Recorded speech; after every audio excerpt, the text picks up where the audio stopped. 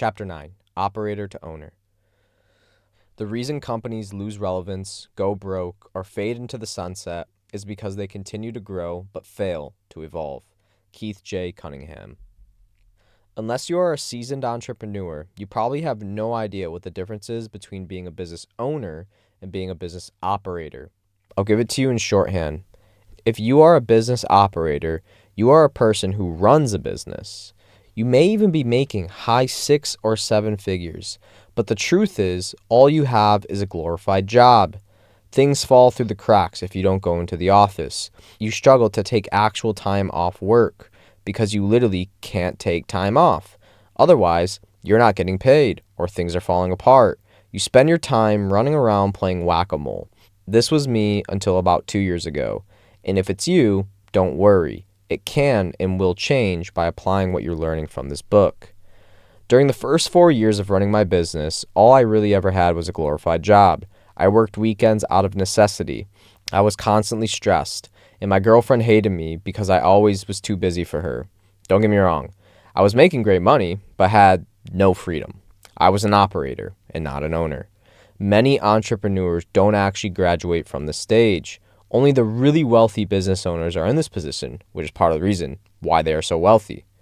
Now, a business owner is someone who actually owns the business. They are the, quote, real CEOs because they do not do any operational tasks.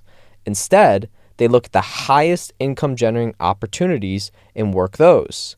This is all they do, at least in the beginning, until they hire a CEO who eventually takes this over as well. They are looking at the numbers and metrics to see what changes need to be made in order to get better results. You cannot change what you don't measure. Remember this forever. If you measure yearly, you'll have bad years. If you measure monthly, you'll have bad months. If you measure daily, you'll have bad days.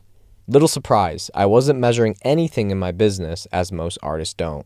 I wasn't measuring productivity, how much money we were making, my staff, the performance of certain content, retention rates of client satisfaction, client's lifetime value, and conversion rates. It was insane. And my business was literally generating very high 6 figures at this point, edging close to the $1 million mark. I didn't measure because my priorities were messed up. I was ignoring the obvious things of an owner, but instead focusing on the important things as an artist and trying to also efficiently run the operations. I was so busy editing content and doing operations daily that I never even thought about these things for a second. That's the difference between an owner and an operator. I was a business operator and an artist, and my success and health struggled because of it. Artists are horrible operations/integrators. A quick way to know if you are an owner or operator is to answer these following questions. Are you running your business or is your business running you? Or are you too preoccupied with the business's nitty-gritty because your team can't effectively run the ship without you?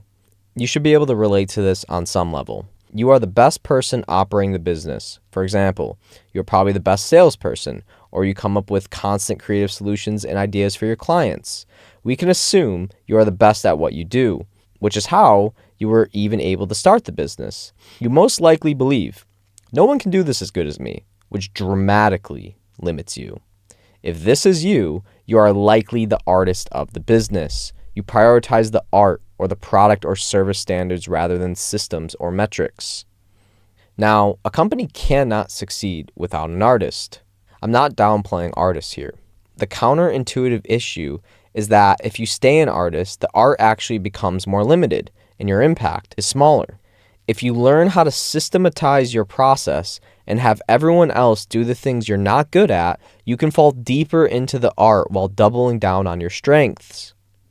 I operated with this BS, belief system or bullshit, for 4 years, and I believed my reasonings or my story as to why this was sound.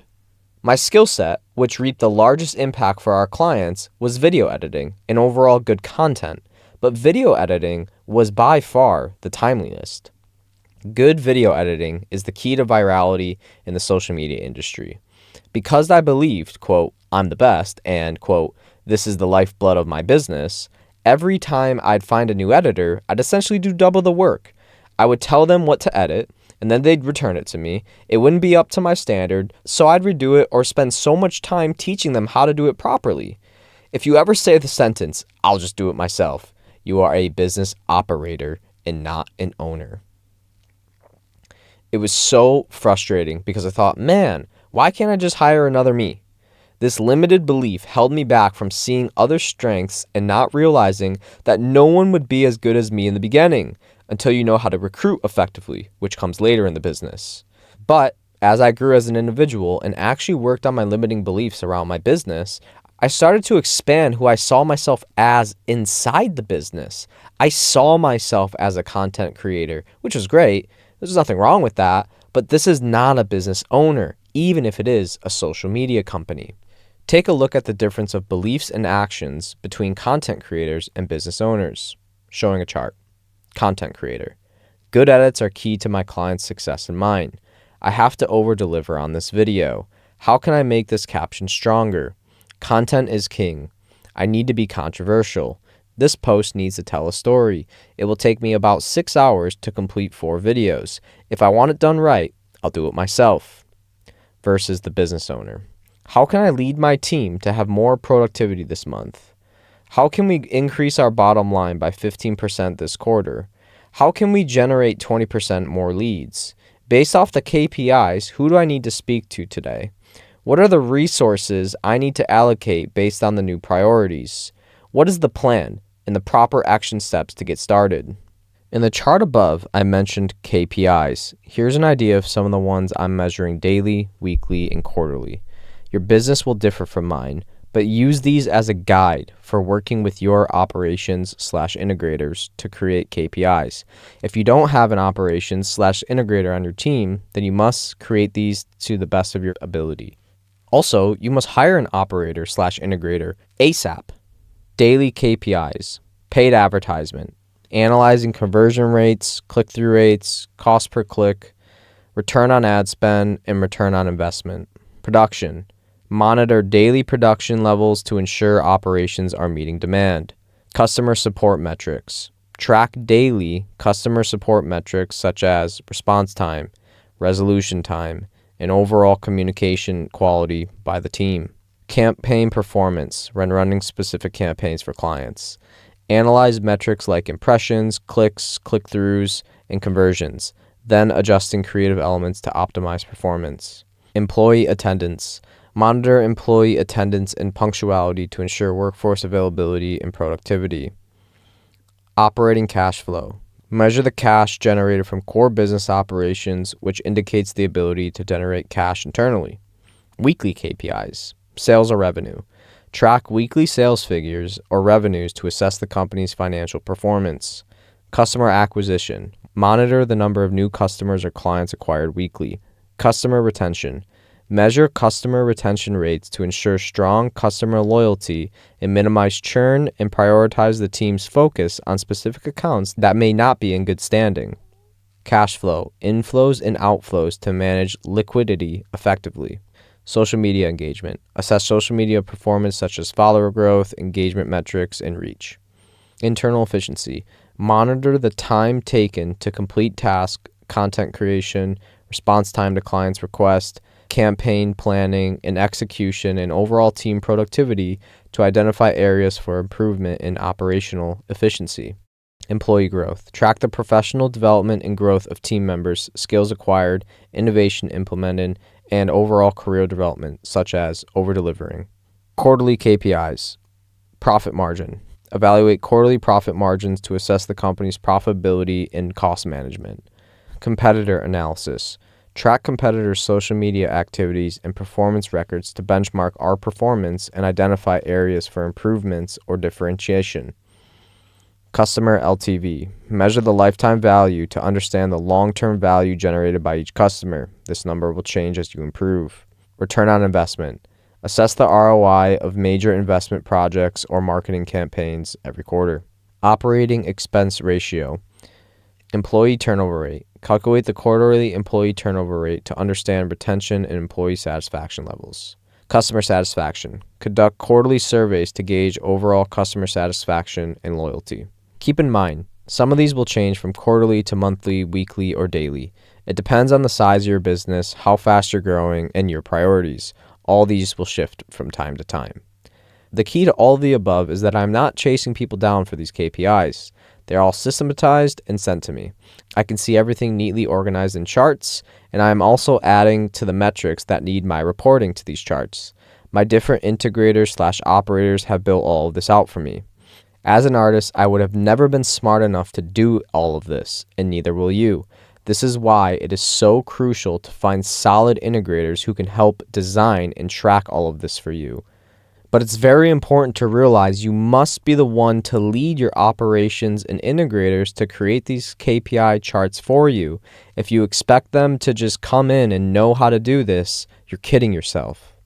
They will build and manage the systems, allowing you to know where your business stands at every moment. This small, fundamental understanding changed my identity completely as a business owner. This is the core of what it means to move from operator to owner. Do you see how vastly different the responsibilities are from Anton, the content creator, to Anton, the owner? It's an entirely different set of priorities. The key point to reiterate, you can't change what you don't measure. You get the idea here. The difference between an owner and an operator is simply one word, identity. And it is a key component of your success no matter what avenue of life you are talking about. You will always take action in direct proportion to the identity you believe yourself to be. The owner has a different set of beliefs that influence their behaviors. It's the same with the operator. They have a set of beliefs different from the owner. It's a totally different approach. One is on the throne and the other is in the battlefield. Now, there is nothing wrong with being an operator, but if you want to be CEO squared, you have to graduate from operator to ownership. It will grant you freedom and allow you to impact way more people's lives. It's like graduating from being a warrior to becoming a king.